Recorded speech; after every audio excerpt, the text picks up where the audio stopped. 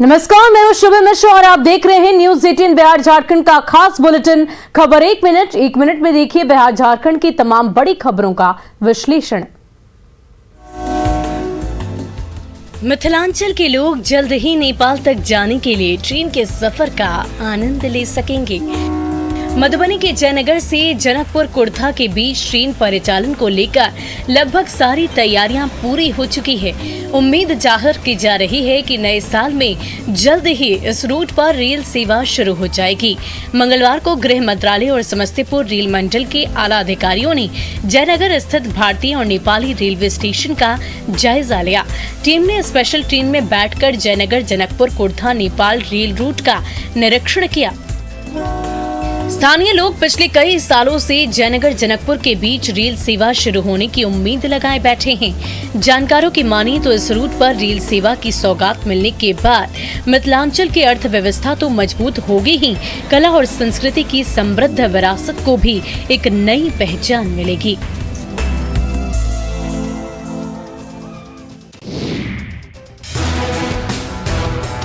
एक तरफ जहां लोगों के मन में कोरोना के टीका को लेकर संदेह है, वहीं दूसरी ओर कुछ लोग इसको अपने लिए वरदान और हर बीमारी का उपाय मान रहे हैं। मधेपुरा की ओराय गांव निवासी ब्रह्मदेव मंडल का दावा है कि वो अब तक कोरोना वैक्सीन की 11 डोज ले चुके हैं। इनका दावा है कि वैक्सीन लेने के बाद उनकी कई तरह की दूसरी बीमारियां और परेशानियां भी दूर हो गई। डाक विभाग के रिटायर्ड कर्मचारी रहे बुजुर्ग की उम्र 84 साल है। ब्रह्मदेव मंडल का कहना है कि वैक्सीन अमृत के समान है, लेकिन उनकी 11 बार वैक्सीन लेने की खबर से स्वास्थ्य विभाग में हड़कंप मच गया है। सवाल ये है कि आखिर 11 बार वैक्सीन लेने में ये कामयाब कैसे हुए। इसे लेकर सिविल सर्जन ने पुरैनी और चौसा पीएचसी के प्रभारियों से रिपोर्ट मांगी है।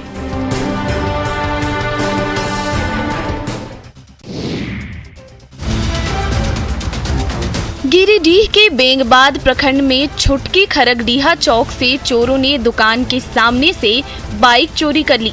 चोरों ने इस घटना को दिन दहाड़े अंजाम दिया। बाइक चोरी की घटना सीसीटीवी में कैद हो गई। मोटरसाइकिल स्थानीय निवासी जयप्रकाश अग्रवाल की बताई जा रही है। इसे रिपेयरिंग के लिए एक दुकान पर खड़ी की गई थी। उसी जगह से चोरों ने बाइक पर हाथ साफ कर लिया। घटना मंगलवार की बताई जा रही है। जयप्रकाश ने चोरी की सूचना स्थानीय पुलिस को दी, लेकिन पुलिस ना अब तक बाइक को ढूंढ पाई है और ना ही चोरों को गिरफ्तार किया गया है। गिरिडीह में इन दिनों गाड़ी चोरी की घटना आम बात हो गई है, जिसके कारण आम लोग परेशान हैं। पुलिस की लापरवाही के कारण चोरों का मनोबल इतना बढ़ गया है कि चोर दिन में चोरी करने से बाज नहीं आ रहे। पुलिस को चाहिए कि वह चोरों के खिलाफ सख्ती से पेश आए।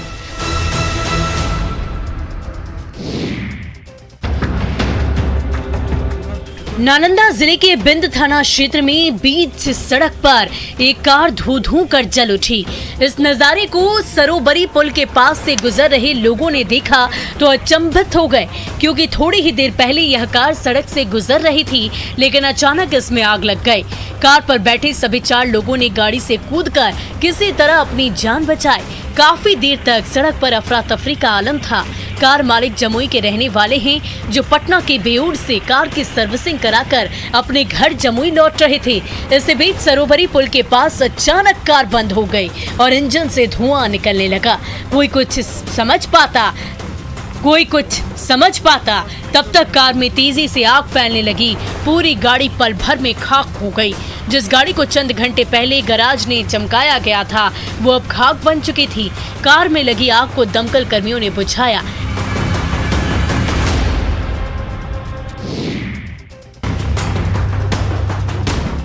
समस्तीपुर में इन दिनों ठंड का सितम देखने को मिल रहा है। लगातार बढ़ती ठंड और शीत लहर के कारण जनजीवन पर इसका बुरा प्रभाव पड़ा है। सुबह के बाद सड़कों पर आम दिनों की तरह लोगों की आवाजाही नहीं देखी जा रही।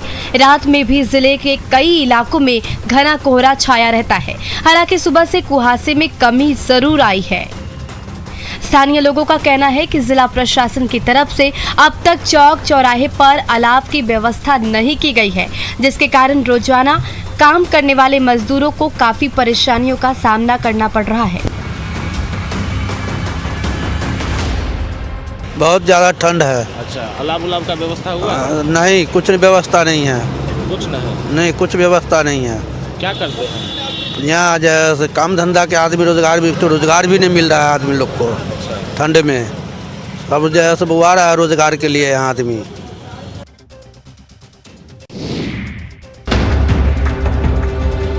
गोपालगंज में उत्पाद विभाग की टीम ने 2 वाहनों से भारी मात्रा में अंग्रेजी शराब की खेप बरामद की है।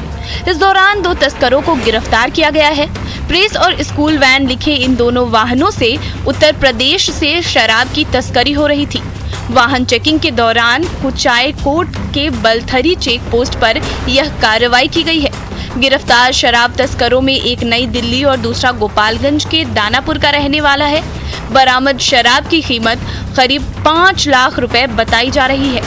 यूपी बिहार के चेक पोस्ट पर तैनात उत्पाद विभाग के सब इंस्पेक्टर ने जब सुबह वाहन जांच के दौरान स्कूल वैन लिखी एक गाड़ी को रोका तो उसमें तहखाना बनाकर छिपाकर रखे 750 बोतल से ज्यादा शराब की बोतलें बरामद हुई, जबकि प्रेस लिखी दूसरी गाड़ी में छिपाकर रखी गई 211 बोतल शराब जब्त की गई।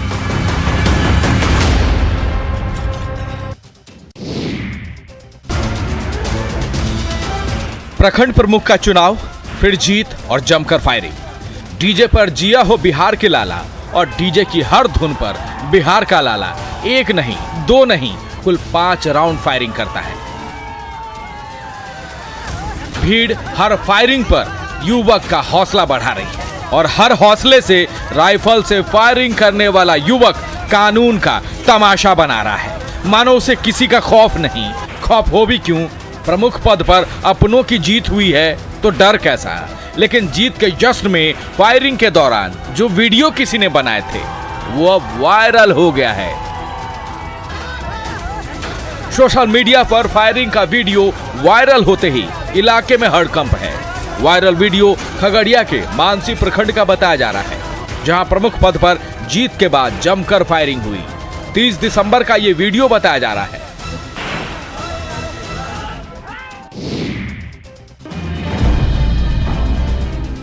पटना में कड़ाके की ठंड और ठिठुरन ने लोगों की मुश्किलें बढ़ा दी है। न्यूनतम तापमान लगभग 10 के आसपास है। दिन में भी घना कुहासा छाया रहता है। घने कुहासे की वजह से शहर के चौक चौराहों पर लोगों की भीड़ नहीं होती। ठिठुरते ठंड में लोगों ने मॉर्निंग वॉक करना बंद कर दिया है। कड़ाके की ठंड और शीतलहर के बढ़ते प्रभाव को देखते हुए प्रदेश के स्कूलों में 8वीं तक की कक्षाएं 8 जनवरी तक के लिए बंद कर दी गई है। पटना में तो घने कुहासे की वजह से सड़क पर गाड़ियों की रफ्तार कम हो गई है। दरअसल घने कोहरे के कारण विजिबिलिटी काफी कम हो गई है। पटना के बेली रोड पर विजिबिलिटी मुश्किल से 50 मीटर भी ठीक से नहीं है। घने कुहासे की वजह से दिन में भी गाड़ियों की लाइट जलानी पड़ रही है। कुहासे की वजह से सड़क दुर्घटना होने की भी संभावना बढ़ गई है। शीतलहर, घना कुहासा और तापमान में लगातार हो रही गिरावट से जनजीवन अस्त व्यस्त है।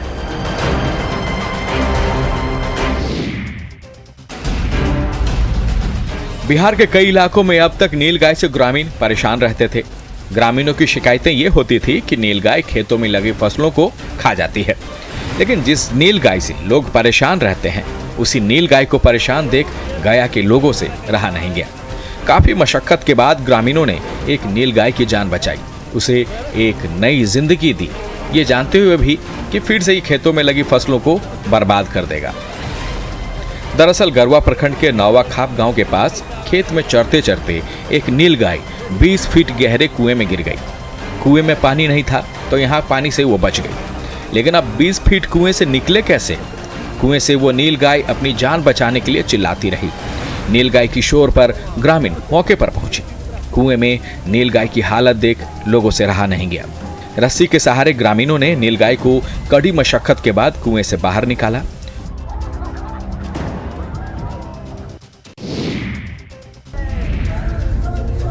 भारतीय संस्कृति में अब तक यही होता आ रहा है कि घर में जब किसी का निधन हो जाए तो अर्थी को पुरुष ही कंधा देते हैं। लेकिन समाज के इस मिथक को तोड़ते हुए जब बेटी और बहुओं ने अर्थी को कंधा दिया तो हर किसी की आंखें नम हो गई। नवादा के अकबरपुर के बलिया बुजुर्ग पंचायत में 70 साल की बुजुर्ग महिला की मौत के बाद बहू और बेटियों ने अर्थी को कंधा देकर बेटों का फर्ज निभाया।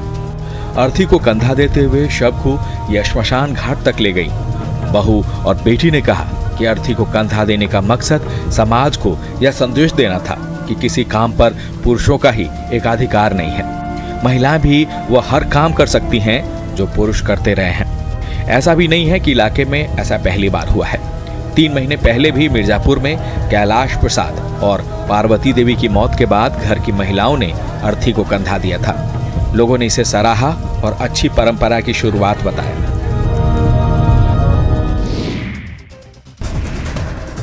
झारखंड के कई इलाकों में मरीजों को अस्पताल में दवाएं नहीं मिलने की शिकायतें आती ही रहती है।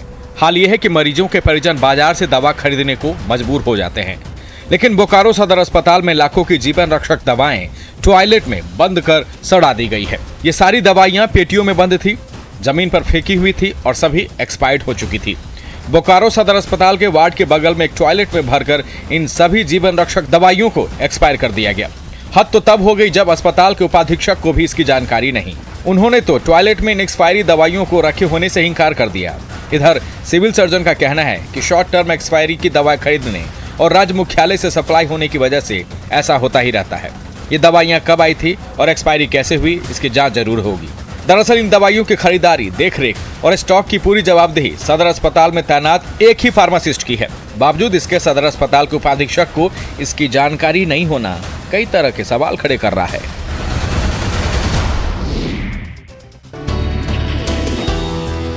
हौसले अगर बुलंद हो तो आसमां भी कदम चूमती है। गढ़वा के उमेश राम ने इसे सच कर दिखाया है। दिव्यांग जरूर है उमेश राम, लेकिन इनके जज्बे को हर कोई सलाम करता है। दिव्यांग होने के बावजूद इन्होंने दूसरे शहर जाकर भी उच्च शिक्षा ली, बीएड किया, एमएड किया, जेपीएससी क्रैक किया और फिर बन गए सरकारी स्कूल में टीचर। उमेश के जज्बे के साथ साथ उनके माता पिता ने भी उनका पूरा साथ दिया है और इसी साथ और हौसले से उमेश राम शिक्षक बन गए। दिव्यांगता को इन्होंने कभी भी अभिशाप नहीं समझा, बल्कि इसे ताकत बनाकर आज मिसाल बन गए हैं। अब तो यह है कि पढ़ाने के साथ साथ स्कूल के बच्चों को ये हिम्मत देते हैं कि हालातों के आगे कभी ना हारें और जीत का जज्बा रखें।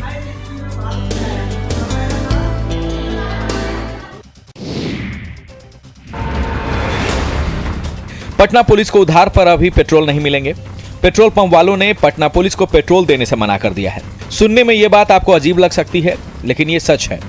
दरअसल पटना पुलिस आर ब्लॉक के जिस गैसोलीन सर्विस पेट्रोल स्टेशन से उधार का पेट्रोल भरवाती थी और अब उधार पर पेट्रोल का यह पैसा करोड़ों में जा चुका है। पुलिस पर पेट्रोल का बकाया 5 करोड़ से ज्यादा का हो गया है, जिसके बाद पेट्रोल पंप मालिक ने हाथ खड़े कर दिए हैं और अब पुलिस की गाड़ियों में तेल डालने से इंकार कर दिया है। अब इतनी बड़ी रकम तुरंत देना पटना पुलिस के लिए शायद मुमकिन नहीं। जिला प्रशासन ने उधार की राशि भुगतान के लिए पेट्रोल पंप के मालिक से 15 दिनों की मोहलत मांगी है। अब उधार वाली पेट्रोल बंद होने से पटना पुलिस को परेशानी हो गई है। जवानों का कहना है कि गश्ती वाली गाड़ी में अगर पेट्रोल नहीं होंगे तो गश्ती होगी कैसे, सड़कों पर पुलिस की गाड़ी दौड़ेगी कैसे। अब देखने वाली बात यह होगी कि उधार चुकाने के लिए 15 दिन की मोहलत के बीच पेट्रोल पंप वाले पुलिस को पेट्रोल देती है या नहीं।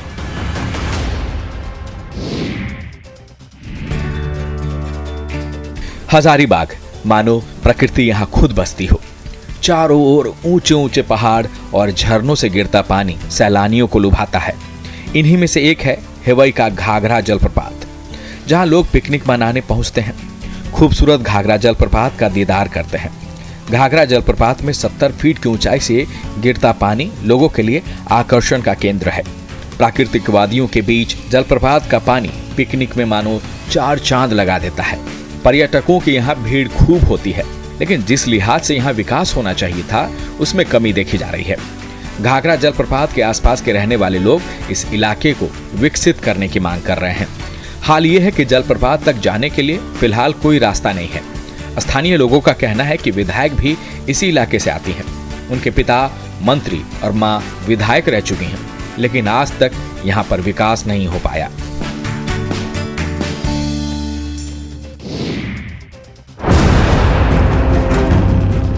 गया जिले में लगातार कोरोना की संख्या में इजाफा हो रहा है। जिले में लगातार कोरोना मरीजों की संख्या में बढ़ोतरी हो रही है। कोरोना के बढ़ते मरीजों की संख्या देख ये कहना गलत नहीं होगा कि राज्य में गया जिला कोरोना का दूसरा एपिक सेंटर बन जाएगा। हाल ये है कि गया जिला में एक दिन में 100 से ज्यादा कोरोना के नए मरीज मिलने लगे हैं। कोरोना संक्रमण के फैलते रफ्तार के बीच स्वास्थ्य विभाग अलर्ट मोड में जरूर है, लेकिन लोग नहीं। अपनी लापरवाहियों से ये कोरोना को मानो न्योता दे रहे हैं। किसी के चेहरे पर मास्क नहीं दिखता तो बाजारों में कोई सोशल डिस्टेंसिंग का पालन नहीं करता। दुर्गाबारी सब्जी मंडी में तो ना ही दुकानदार और ना ही ग्राहक मास्क पहने नजर आते हैं। पूछने पर बहाना बनाने के अलावा इनके पास कोई जवाब नहीं होता। मास्क नहीं पहने हुए हैं। गलती हो गया, घर पे छूट गया। कोरोना बहुत ज़्यादा संख्या में मिल रहा है ना। हाँ वो तो है। लापरवाही यूं अगर जारी रहा तो हर दिन कोरोना के आंकड़े में यहाँ बढ़ोतरी होती रहेगी और जिम्मेदार भी ऐसे ही लापरवाह लोग रहेंगे। देश में एक बार फिर कोरोना संक्रमण ने रफ्तार पकड़ ली है। देवघर में भी कोरोना के नए मरीजों की संख्या में बढ़ोतरी हो रही है और ये तमाम चीजें हो रही है लापरवाही और सोशल डिस्टेंसिंग का पालन नहीं करने की वजह से। लेकिन देवघर में कोरोना से खिलवाड़ करने वालों पर अब कार्रवाई की जा रही है। मास्क चेकिंग अभियान के जरिए लापरवाहों के खिलाफ कार्रवाई हो रही है। शहर के टावर चौक पर मास्क नहीं पहनने वालों के खिलाफ मास्क चेकिंग अभियान चलाया गया। मास्क चेकिंग अभियान में लोगों को हिदायत भी दी जा रही है और कई लोगों के चालान भी काटे जा रहे हैं। साथ ही देवघर के लोगों से जिला प्रशासन की ओर से मास्क पहनने और सोशल डिस्टेंसिंग का पालन करने की अपील की जा रही है। कोरोना का संक्रमण शहर में ज्यादा नहीं फैले, इसे लेकर चलाए गए मास्क चेकिंग अभियान से लोगों में हड़कंप है। वो लोग जो मास्क पहनने से परहेज करते हैं वो भी चालान काटे जाने के डर से अब मास्क पहनने लगे हैं। बता दें कि सदर अस्पताल के कई कर्मी भी कोरोना की चपेट में आ गए हैं। नए मरीज बढ़ रहे हैं, लेकिन इस मास्क चेकिंग अभियान से उम्मीद जताई जा रही है कि लोग अब संभलेंगे, मास्क पहनेंगे। सासाराम के सदर अस्पताल में शराब पीकर 2 पियक्कड़ों ने खूब तमाशा किया। इलाज के लिए सदर अस्पताल लाए गए दोनों पियक्कड़ स्वास्थ्य कर्मियों से ही उलझ पड़े। खबर पुलिस को भी लगी। पुलिस के पहुंचने के बाद भी दोनों पियक्कड़ माने नहीं। पुलिस के सामने ही दोनों पियक्कड़ ड्रामा करने लगे। पुलिस ने दोनों का इलाज कराकर जोर जबरदस्ती बाहर निकाला और इस दौरान भी पुलिस को दोनों पियक्कड़ों को काबू करने में काफी मशक्कत करनी पड़ी। इस दौरान अस्पताल में मौजूद लोग दोनों पियक्कड़ों का तमाशा देखते रहे। दरअसल धुआड़ ओपी थाना क्षेत्र के यादव मोड़ पर बाइक सवार 2 शराबी सड़क दुर्घटना में घायल हो गए। दोनों को एम्बुलेंस से सदर अस्पताल भेजा गया तो ये एम्बुलेंस से उतरने को तैयार ही नहीं थे। एम्बुलेंस से उतरते समय कभी सीढ़ियों पर लुढ़कने लगे तो कभी इमरजेंसी वार्ड में जबरन घुसने लगे। नशे में धुत दोनों पियक्कड़ करगहर थाना क्षेत्र के लेरहा गांव के रहने वाले हैं। दोनों ने तिलौथी के निमियाडीह के पास देसी दारू पी थी। पुलिस अब दोनों के खिलाफ कार्रवाई में जुट गई है। अररिया नगर परिषद के वार्ड नंबर 15 में करीब 10 साल के बाद पीसीसी सड़क का निर्माण कार्य शुरू तो कर दिया गया, लेकिन निर्माण कार्य कछुए की रफ्तार से चल रहा है। पीसीसी सड़क निर्माण कार्य में अब तक एक हिस्सा कई महीनों से अधूरा पड़ा है, जिसकी वजह से आम लोगों को परेशानियों का सामना करना पड़ता है। निर्माण कार्य में लेट लतीफी पर संवेदक के पास कोई जवाब नहीं, लेकिन कार्यपालक अभियंता बता रहे हैं कि संवेदक को राशि की समस्या है। एक तरफ नगर परिषद अधिकारियों का टाल मटोल का रवैया है तो वहीं संवेदक की लापरवाही से आम लोगों को परेशानी हो रही है। वार्ड नंबर 15 के लोगों ने बताया कि नगर परिषद के कार्यपालक अभियंता सड़क निर्माण में जानबूझकर अड़ंगा डाल रहे हैं। दरअसल हर साल बारिश के दौरान इलाके में घुटनों तक पानी लग जाया करता है और इसलिए पीसीसी सड़क का निर्माण कर लोगों की दिक्कतों को दूर करने की कोशिश की गई थी, लेकिन कोशिशों में कमी की वजह से लोगों की परेशानियां फिर बढ़ गई है। ऐसे में संवेदक और नगर परिषद की लापरवाही का खामियाजा आम लोगों को भुगतना पड़ रहा है। रामगढ़ के गोला में उत्पात मचाने के बाद हाथियों के झुंड से बिछड़े एक हाथी ने कुमारदग्गा, ओराडीह, बीसा, पतरातू समेत आधा दर्जन गांव में जमकर उत्पात मचाया। खेतों में लगी फसल को हाथी ने बर्बाद कर दिया। खलिहान में लगी फसल को हाथी ने अपना निवाला बना लिया। ग्रामीण इलाकों में घुसकर हाथी ने कई लोगों के घरों को क्षतिग्रस्त कर दिया है। किसानों का कहना है कि हाथियों ने पहले मकई, धान को नष्ट किया और अब उनकी सब्जियों को खाकर उन्हें आर्थिक रूप से नुकसान पहुंचा रहे हैं। वन विभाग के साथ साथ ग्रामीण भी मशाल जलाकर हाथियों को भगाते रहते हैं, लेकिन हाथियों को भगाने के तमाम प्रयास कमजोर हो जाते हैं। गोला के गांव में फिलहाल 2 हाथी हेसापोड़ा में और 1 हाथी तिरला कुसुमडीह में मौजूद है। बीते 20 दिनों के अंदर हाथियों ने गोला प्रखंड में एक बच्चे समेत 2 लोगों की जान ले ली है। हाथियों के झुंड से बाहर आए हाथी के बारे में ग्रामीणों का मानना है कि हथिनी गर्भवती है और बच्चे को जन्म देने के लिए किसी सुरक्षित जगह की तलाश कर रही है। फिलहाल यह हाथी उलादक्का के जंगल में मौजूद है। ग्रामीण भयभीत हैं, वे रत जगह करने को मजबूर हैं। हम सभी में एक छिपी हुई प्रतिभा होती है, लेकिन कुछ ही लोग हैं जो अपनी प्रतिभा को एक अलग स्तर पर ले जाते हैं और मिसाल बन जाते हैं। हम अपनी पहल में बाइजू यंग जीनियस में कुछ ऐसे बच्चों से मिले जो दृढ़ संकल्प और मेहनत से अपनी प्रतिभा को अलग स्तर पर ले गए और लोगों के लिए मिसाल बन गए। आज हम आपको मिलवाएंगे दिल्ली की माणिक्य सांगी से।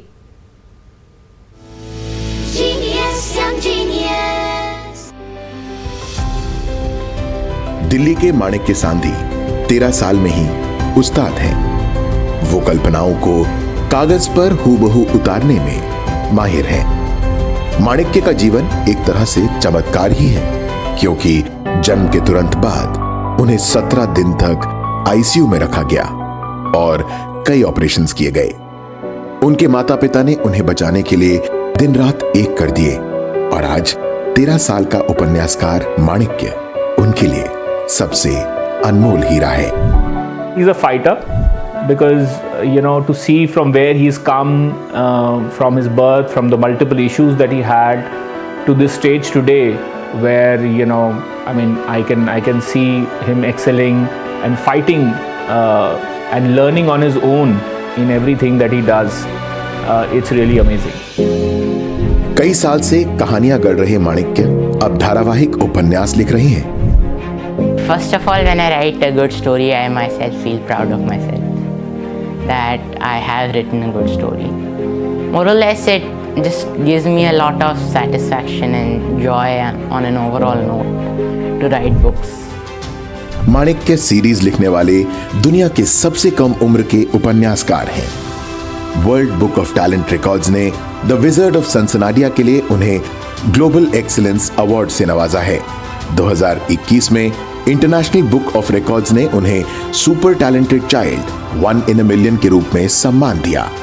माणिक्य के उज्जवल भविष्य के लिए शुभकामनाएं।